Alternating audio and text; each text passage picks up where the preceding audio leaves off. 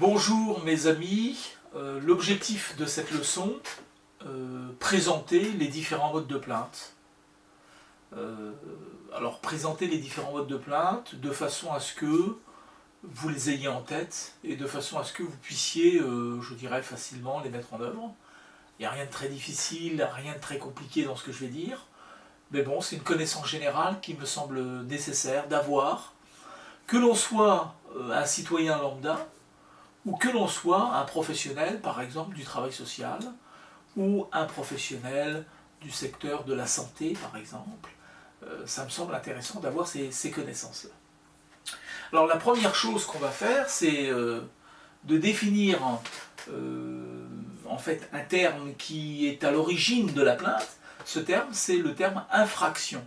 Puisque en effet, quand on dépose plainte parce qu'on a été victime d'une infraction, victime personnelle en règle générale, d'une infraction, et on décide alors de porter à la connaissance des autorités cette infraction pour que l'auteur de celle-ci soit éventuellement condamné.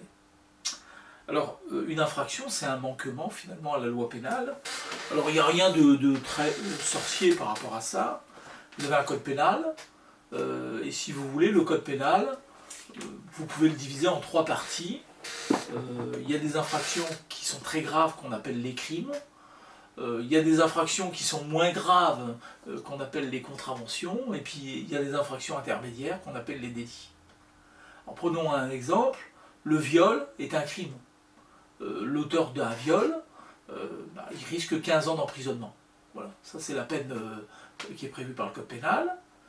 Ensuite, l'auteur du non-paiement de l'horodateur ou alors du petit excès de vitesse, il risque une amende qu'il va devoir payer, ça s'appelle une contravention. Mais l'auteur en revanche du vol d'une voiture ou du vol dans un magasin ou je ne sais quoi encore, commet un délit. Donc vous voyez, trois exemples, crime, délit, contravention. Alors dans tous ces cas-là, on peut effectivement déposer plainte. Alors auprès de qui dépose-t-on plainte? Alors de façon générale, un individu, j'allais dire lambda, son premier réflexe c'est d'aller voir la police ou d'aller voir la gendarmerie. En règle générale, c'est comme ça que ça marche. Bon. Alors effectivement, on se rend soit au commissariat, soit auprès de la brigade de gendarmerie pour déposer plainte. C'est ça l'idée principale. Alors on dépose plainte contre qui? Alors il n'y a pas 40 solutions, soit vous connaissez l'auteur, soit vous ne connaissez pas l'auteur. Alors des fois on connaît l'auteur, on porte plainte contre une personne désignée de façon précise, mais dans pas mal de cas on ne connaît pas l'auteur. Vous savez, les gens qui sont victimes de vol, etc., ils ne savent pas qui les a volés, donc ils portent plainte contre X. Donc vous voyez déjà qu'on peut porter plainte contre une personne désignée ou contre une personne qu'on ne connaît pas. C'est possible. Qui peut porter plainte? Tout le monde. Tout le monde peut porter plainte. Vous êtes un majeur, vous pouvez porter plainte. Vous êtes une femme, un homme, vous pouvez porter plainte. Vous êtes mineur, vous pouvez porter plainte.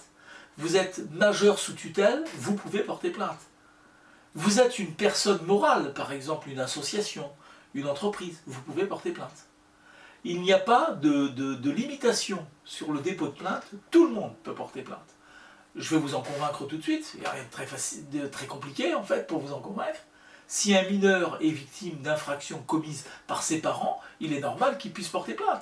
Et il va porter plainte tout seul. On ne va pas dire au mineur, bah oui, tu vas porter plainte contre tes parents, mais il faut que tu sois accompagné de tes parents. Vous voyez bien que c'est absurde. Donc, dans tous les cas, tout le monde peut porter plainte. Ça, il faut bien l'avoir en tête.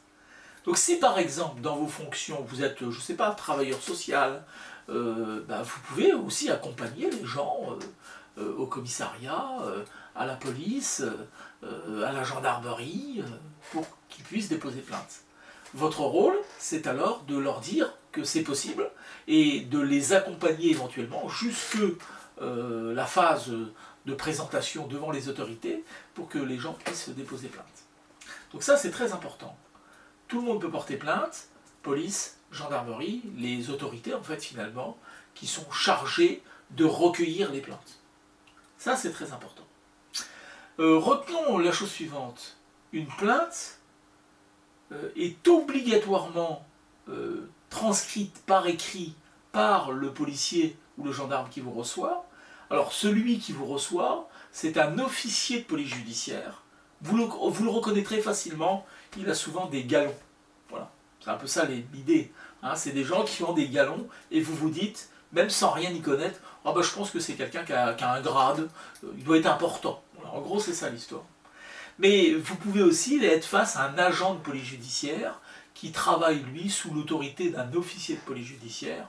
Mais en règle générale, ça ne cause jamais de problème.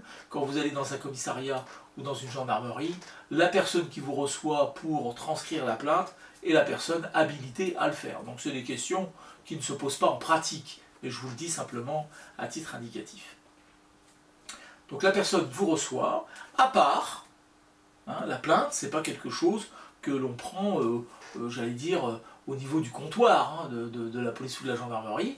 Non, vous êtes à part, dans un bureau, et on va alors retranscrire vos propos avec précision. Hein. Voilà le principe même de la plainte. Ensuite, on vous soumet la plainte pour relecture, d'accord, et vous pouvez, autant de fois que vous voulez, hein, demander des corrections si vous n'êtes pas satisfait de ce qui est dit. C'est votre droit, si vous voulez, d'une certaine manière. Et vous aurez un récépissé de cette plainte, c'est-à-dire on vous remettra un double de la plainte, que vous aurez bien sûr signé, hein, et donc vous aurez le double intégral de la plainte que vous aurez déposée. Ça, c'est très important. Ensuite, votre plainte, elle est transmise au procureur de la République, c'est obligatoire, une plainte est toujours transmise au procureur, et le procureur de la République, en fonction de la situation, va avoir plusieurs possibilités. La première possibilité, c'est le classement sans suite. Les auteurs ne sont pas connus, l'infraction n'est pas suffisamment caractérisée, etc., etc. Mais le procureur de la République va vous avertir du classement sans suite et il doit vous dire pourquoi il a classé sans suite. Donc c'est motivé un classement sans suite. Une autre possibilité qu'a le parquet, le procureur de la République, c'est de dire non, cette affaire est grave, on connaît l'auteur, on a les preuves, on a tout ce qu'il faut pour que l'affaire soit jugée, et donc il va faire citer directement la personne devant le tribunal. Donc ça c'est plutôt vous voyez, un classement sans suite, citation directe. Ou alors il peut se dire aussi, ouais c'est une affaire ok mais assez complexe quand même. Il y a pas mal d'acteurs, il faudrait pousser un peu les investigations. Moi je considère que c'est une affaire qui mériterait une instruction. Et donc il peut saisir le juge d'instruction pour que le juge d'instruction ouvre une instruction. Il peut aussi ne pas arriver à cette extrémité et avant même de se prononcer, demander à la police ou à la gendarmerie de faire une enquête un peu plus poussée, c'est ce qu'on appelle une enquête préliminaire, et à l'issue de l'enquête préliminaire, il prendra la décision qui lui semble la plus adaptée. Donc vous voyez, il a quand même pas mal de possibilités. Puis il a une dernière possibilité, c'est de dire, bon on a tout ce qu'il faut, on connaît l'auteur, etc.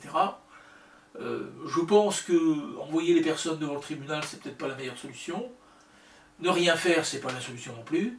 On va choisir une alternative aux poursuites, et il va proposer par exemple une médiation pénale, voilà, entre l'auteur et la victime, une modalité de réparation particulière, enfin voilà, une alternative aux poursuites. Voilà, en gros, voilà. Donc vous avez compris, police, gendarmerie, procureur de la République, et puis les possibilités qu'offre la loi au procureur. Ça, c'est la plainte. Il arrive parfois aussi que on ne soit pas dans la plainte au sens juridique du terme, c'est-à-dire qu'on va vous dire, bon oui d'accord, on prend bonne note de ce que vous êtes en train de nous dire, mais on va plutôt prendre une main courante. Et une main courante, c'est quoi? En fait, c'est un registre sur lequel on va indiquer les faits que vous allez énoncer, la date, l'heure, etc.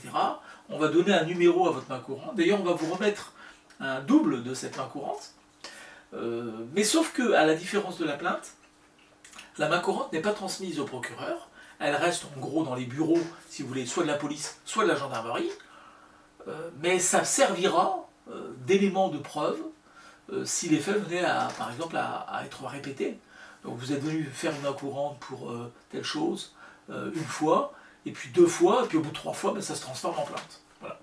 Alors maintenant, une question qu'on se pose toujours, c'est qui choisit entre plainte et main courante? Est-ce que c'est le policier ou le gendarme qui vous dit ça va là, ou ça va là? Ou est-ce que c'est vous qui dites non, moi je veux porter plainte? Alors c'est pas dur, hein, je vais vous dire, les choses sont très très claires. C'est toujours la victime qui choisit entre la main courante ou la plainte. On ne peut pas lui dire bah oui mais vous savez, etc. Alors pourquoi c'est comme ça? C'est aussi très facile à expliquer. C'est parce que si vous portez plainte à la légère contre quelqu'un, vous voyez, alors que le policier peut vous dire attention, moi je serai vous, je le ferai pas parce que c'est pas suffisamment caractérisé, etc. Mais que vous dites j'en ai rien à faire, je veux quand même porter plainte, il sera lui dans l'obligation de prendre votre plainte. Mais si c'est trop léger, si c'est pas suffisamment caractérisé, si on considère que c'est une légèreté blâmable, la personne qui a été inquiétée par la plainte peut vous poursuivre pour dénonciation calomnieuse sur le fondement du code pénal. Donc il y a quand même un risque à porter plainte à la légère. Retenez-le, ça c'est très important, parce qu'on a aussi des gens qui exercent des pressions sur d'autres gens en leur disant d'abord je vais porter plainte contre vous, etc., sur des faits qui ne sont pas... voilà, il faut savoir que ceux qui portent plainte à la légère risquent de se retrouver sous le coup de l'article 226-10 du code pénal, 5 ans d'emprisonnement, 75 000 € d'amende, ça peut faire mal aussi, la dénonciation calomnieuse. Donc il ne faut pas faire n'importe quoi par rapport à ça. Donc voilà la première modalité pour moi qui permet de porter plainte. Voilà comment ça se passe. Alors il y a des nouveautés un peu dans les procédures. Il y a ce qu'on appelle la pré-plainte. Alors ça se fait en ligne, par internet. Ça concerne que les infractions contre les biens ou certaines infractions comme la diffamation, les injures, les discriminations. Exclusivement et systématiquement c'est contre X, c'est-à-dire qu'on n'a pas le nom des personnes. Donc vous remplissez le formulaire en ligne, ça permet finalement une espèce de tri au niveau de la police ou de la gendarmerie, qui ensuite vous convoque, parce que dans tous les cas la plainte il faudra qu'elle se traduise à un moment par votre présence physique dans le commissariat ou dans la brigade de gendarmerie. Mais allez voir si vous voulez la notion de pré-plainte, vous verrez il y a un formulaire spécifique à remplir et qui permet de faire cela. Donc c'est intéressant aussi à savoir. Alors, ayez aussi en tête une autre chose, c'est que quand on est victime d'une infraction, on a un certain délai pour porter plainte. Vous ne pouvez pas porter plainte comme ça à n'importe quel moment, il y a un délai. Alors, pour vous dire, les délais sont quand même assez longs. Hein. Par exemple, en matière contraventionnelle, si votre voisin, je disais tout à l'heure, vous a injurié et que vous décidez de porter plainte, vous avez 1 année pour porter plainte, à compter des faits. Bon. En matière délictuelle, vous avez été victime d'un vol, par exemple, l'exemple que je donnais tout à l'heure, vous avez 6 ans pour porter plainte. Et en matière criminelle, vous avez été victime d'un viol, etc., vous avez 20 ans pour porter plainte. Alors ces délais 1, 6, 20 sont les délais de droit commun, je dirais, applicables à tout le monde. Maintenant, il faut que vous ayez en tête une chose très importante, c'est que les mineurs qui ont été victimes d'infractions durant leur minorité, les délais de prescription commencent à courir à leur majorité.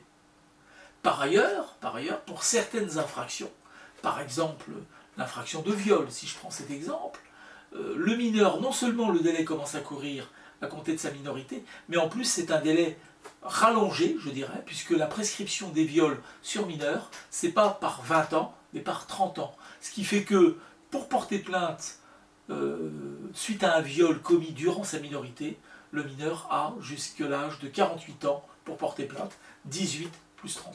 Voilà. Donc sachez-le, ça c'est très important, hein, pour les mineurs victimes d'infractions durant leur minorité, que ce soit des infractions criminelles ou des infractions délictuelles, le délai de prescription commence à courir à leur majorité, et pour certaines infractions, par exemple le viol, le délai de prescription est rallongé, puisqu'on passe de 20 à 30 ans.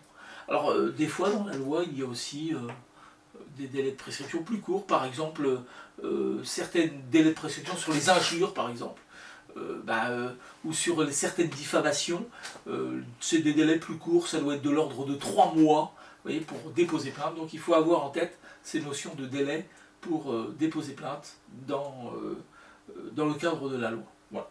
En gros, voilà l'histoire. Donc, hein, on a compris, on a traité, je veux dire, ce qu'est une infraction, qui peut porter plainte, auprès de qui, dans quel délai. il y a d'autres modalités pour porter plainte. On n'est pas obligé de passer par tout ce que je viens de dire. On peut aussi porter plainte directement auprès du doyen des juges d'instruction pour se constituer partie civile. Alors, en clair, ça veut dire saisir la justice, déclencher une instruction, autrement dit, obliger le juge d'instruction à ouvrir un dossier et à faire une instruction. Et la constitution de partie civile consiste à demander des dommages et intérêts parce qu'on a subi une infraction qui nous a causé un préjudice. Donc vous pouvez aussi porter plainte avec constitution de partie civile auprès du doyen des juges d'instruction, mais il y a une condition nécessaire pour que cette plainte soit recevable. Premièrement, un classement sans suite, ou alors, en l'absence de classement sans suite, une non-réponse de 3 mois au moins depuis la saisine du procureur. En clair, ça veut dire que le procureur n'a pas répondu à votre plainte dans les 3 mois qui suivent cette plainte, auquel cas vous pourrez alors saisir le doyen des juges d'instruction d'une plainte avec constitution de partie civile. Alors je vous le dis comme ça, j'allais dire entre nous un peu, la plainte avec constitution de partie civile c'est un peu plus compliqué quand même. En règle générale, il vaut mieux le faire via un avocat. L'aide juridictionnelle est totalement applicable à ce niveau-là, donc réfléchissez avant de faire ce genre de démarche. Ça, c'est un point très important. Donc la plainte est constitution de partie civile. Vous avez une autre possibilité aussi, qui est très intéressante, mais elle implique aussi un certain nombre de conditions. Vous connaissez l'auteur, vous devez connaître l'auteur, et vous avez les preuves de ce que vous dites. Voilà. C'est les 2 conditions principales. Vous pouvez faire citer directement la personne devant le tribunal. Alors évidemment, il s'agit soit de faits contravention, soit de faits délictuels, et pas tous les délits, bon voilà, mais dans tous les cas des infractions de cette nature. Une citation directe, elle implique que vous ayez obtenu de la part du procureur, de ses services plus exactement, une date d'audience avec un horaire évidemment d'audience, et ensuite que vous alliez voir un huissier de justice que vous paierez, d'accord ? Mais ne vous bloquez pas sur le fait de payer l'huissier de justice, parce que déjà, ce n'est pas des sommes exorbitantes que vous allez payer là par rapport à ce genre de choses. Les tarifs sont quand même fixés par la loi, je dirais d'une certaine manière.